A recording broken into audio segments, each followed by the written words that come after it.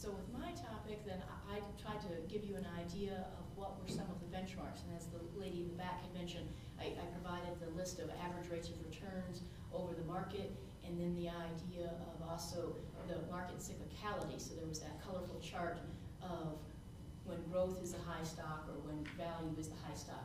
Trying to recognize the idea that, again, what they try to sell you on is the word guaranteed. So the guaranteed return, or a higher return with less risk, which by finance is absolutely impossible.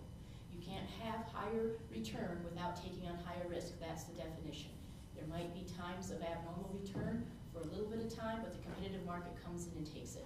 So whenever they tell you it's a higher than market return and lower than market risk, they're lying to you, because that cannot exist by definition in finance. So somehow they're getting away from it. It's for them, it's a very high return and a very low risk investment for them because they got your money, but it's not for you. So what I tried to go through was some of the benchmark ideas so that when you're looking and you're just discussing with your financial advisor, you have a better idea. And this lady's question up front about what's the managed account or what's the right fee I should be.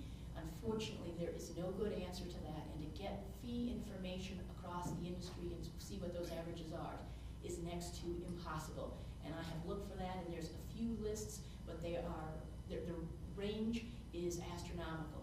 And so that's why you might want to compare it to Vanguard or Fidelity or one of the large mutual fund companies to see what they're charging, to see if you're in line with that.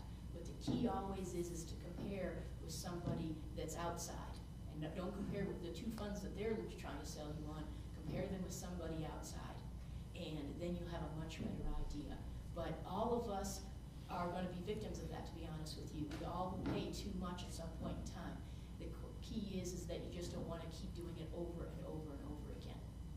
And I think that, as the lady here has said, feel free to hang up and make them give it to you in mail. Anytime that it's a guaranteed return or it's a fast turnaround, it's buy now or you're going to lose it.